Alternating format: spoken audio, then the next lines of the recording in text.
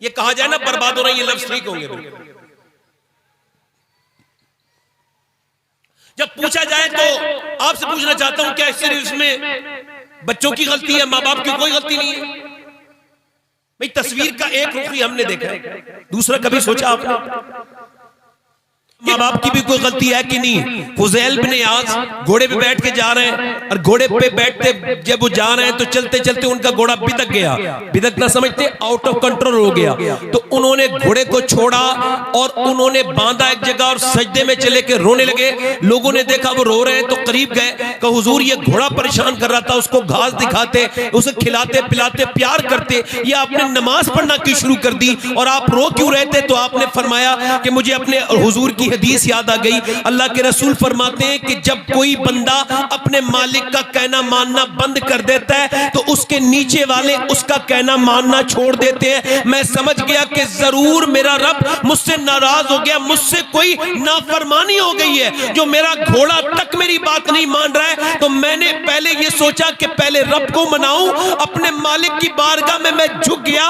और मैंने कहा मेरे मालिक ऐसी कौन सी खता हो गई जो मेरा घोड़ा भी मेरा कहा नहीं मान रहा है। फिर मैंने इस वजह से अल्लाह को पहले मनाया कि जब अल्लाह मान जाएगा तो फिर सब मान जाएंगे।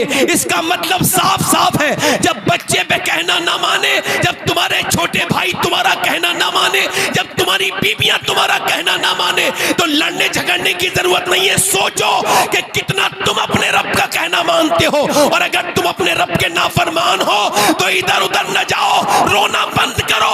अगर रोना है तो रब के सामने जाके रो और उससे कहो परवरदिगार मेरी खताओं को माफ कर दे, तू मुझसे राजी हो जा। अगर परवरदिगार राजी हो गया तो ये समझो पूरी दुनिया राजी हो जाए। वाह वाह वाह, बहुत अच्छा। नारे तकबीर, नारे रिसालत, नारे गौसियत, जिक्र शहीद आजम सैयद शबाहत मियां हुजूर साहिब किबला, नारे तकबीर।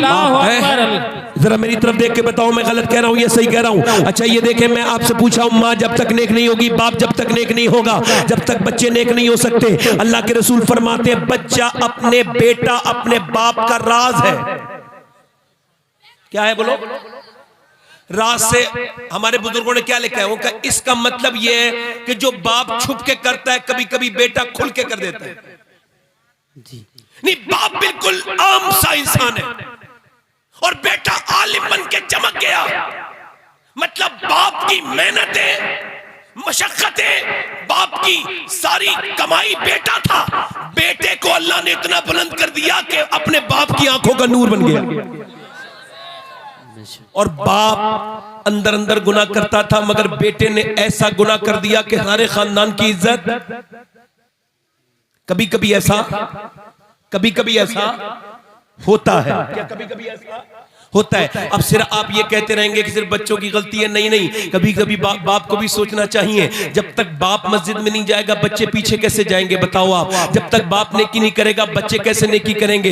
जिस घर में गाने फिल्में ड्रामे बजते हो, बड़ी LED लगी हुई हो, जिसमें खुल के अल्लाह की नाफरमानी होती हो। एक तो ये होता है छुप के गुनाह होता है, छुप के गुनाह वो होता है जिसे गुनाह कहा जाता है, मगर जो गुनाह खुल के किया जाता है वो साहिब गुनाह नहीं रहता। फिर वो फिर बगावत हो जाती है, अल्लाह के साथ बगावत हो जाती है कि देख मैं खुल के डांस देख रहा हूं, मैं खुल के डांस देख रहा हूं, जो तुझसे कर मिले वो कर ले। इसका मतलब साफ साफ है कि मैं अपने बच्चों के साथ, अपने पूरे घर वालों के साथ डांस देख रहा हूं, डीजे देख रहा हूं, गाने देख रहा हूं। यही वजह है कि मुसलमान लड़के बर्बाद हो चुके हैं, इनकी तन्हाइयां बर्बाद है। खुदा की कसम खा के कहता हूं कुछ बचे होंगे जिन्हें अल्लाह ने बचाया होगा, वरना तो मोबाइलों की नजर हो गए, गंदी फिल्में तस्वीरें। ये कहते हुए बड़ी तकलीफ है, दर्द है, बहुत ज्यादा अफसोस है कि अब जवानों की नजरों में हया बाकी नहीं रह गई है। मोबाइल ने हया सारी छीन ली, मोबाइल बर्बाद करके चला गया मेरी नस्ल के नौजवानों को।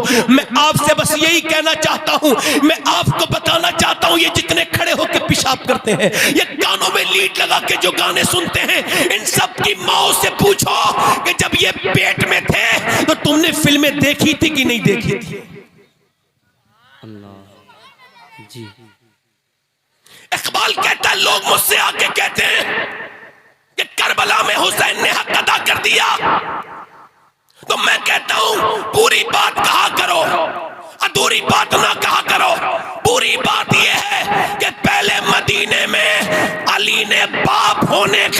और फातिमा ने माँ होने का हक अदा किया है, फिर करबला में हुसैन ने हक अदा किया है। वाह वाह वाह वाह, क्या बात है भाई, सुभान अल्लाह, हक है। वाह वाह, बोलो जरा, बोलो बोलो बोलो, मैं गलत कह रहा हूं क्या? आज बताओ, तुम दुनियादारी में लग गए, कमाते हो खूब, अच्छा अच्छा खिलाते हो बच्चों को, दीन कितना देते हो? आपके अंदर दीन कितना है? वही जानवरों कितना खाना पीना सो जाना। बच्चे क्या देख रहे हैं? बाप गालियां दे रहा है, बच्चे देख रहे हैं। बाप माँ को मार रहा है, बच्चे देख रहे हैं। बच्चे गाली कहां से सीख के आएंगे? मुझे बताओ, कोई बच्चा क्या अपनी माँ के पेट से सीख के आता है? अरे सुनो, याद रखो, ये बात भी आज जो है वो आज हमारी बात को वेरीफाई किया है, हमारी बात को जस्टिफाई किया है साइंस ने। हम कल तक कहते थे कि माँ के पेट में बच्चे के ऊपर माँ का असर होता है, माँ जैसी होती है बच्चा वैसा ही होता है। बोलो, होता है कि नहीं होता? जी। अच्छा, मैं बताता हूं आपको। देखिए, आप जरा गौर करें, मैं आपको बता रहा हूं। देखिए, माँ जो है ना, अब वो डॉक्टर के पास गई प्रेग्नेंट मूवमेंट में, मेरी बहनें सुन लें, इनकी जिम्मेदारी है, सुने। और औरत गई प्रेग्नेंट मूवमेंट में, वो जो है ना अस्पताल गई डॉक्टर के पास, तो डॉक्टर ने उससे कहा तुमने जो है ना गर्म चीजें नहीं खानी है, और तुमने बच्चे को अगर ताकतवर बनाना है तो सेब खाने, और तुमने आयरन बढ़ाना है तो तुमने ज्यादा जो है वो अपने बच्चे के अंदर सेब खाने, और तुमने उसी हालत में बादाम खाने। अगर विटामिन बी बढ़ाना है तो आपने संतरा खाना है, आपने अमरूद खाना है। आपने गुस्सा नहीं करना है, गुस्सा करोगी तो बच्चे के दिमाग पे असर हो जाएगा। जरा मुझे बताओ, अल्लाह का बनाया हुआ सेब संतरा माँ खाए, अल्लाह का बनाया हुआ अनार माँ खाए, तो बच्चे पे असर हो जाए, तो क्या अल्लाह का कलाम माँ पढ़ेगी तो क्या बच्चे पे असर नहीं होगा? वाह वाह वाह। और ये औरतें क्या समझती है, इनके बच्चे नेक बनेंगे, नस्ल बर्बाद होती चली जा रही है। और ये देख करके अफसोस हो रहा है, मेरी बेटियां लग गई, मेरी बहनें लग गई ड्रामों में, नाटकों में, सीरियलों में, मोबाइलों में।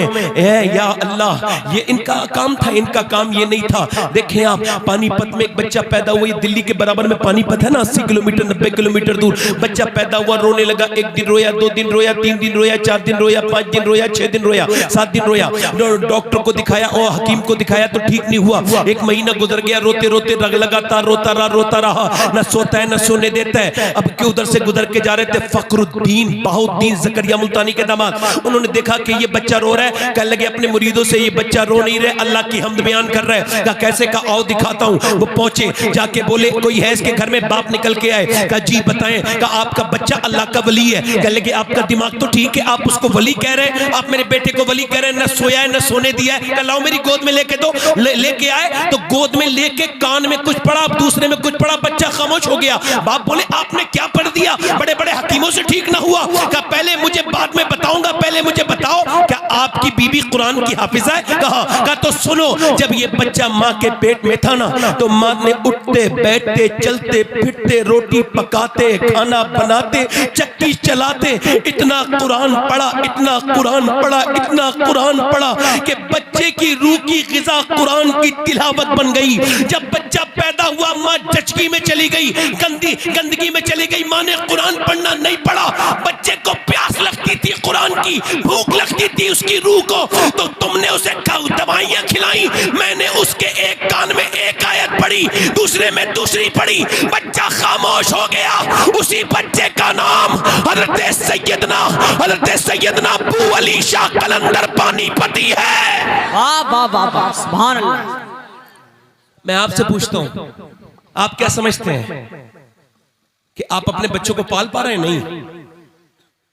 अगर आपके बच्चों को आला हजरत फरमाते हैं कि जब बच्चा पैदा हो, औरत पहली बार बच्चे को दूध पिलाए ना, तो सैयदी सरकार आला हजरत फरमाते हैं कि जब बच्चे को पहली बार फीडिंग कराए फर्स्ट टाइम, तो फरमाते हैं वो अपना दूध पिलाए और मुंह से दुरूद पढ़ दे। फरमाते हैं अगर वो ऐसा करना शुरू कर दे ना, तो अल्लाह उसके बच्चे को आशिक रसूल बना देता है।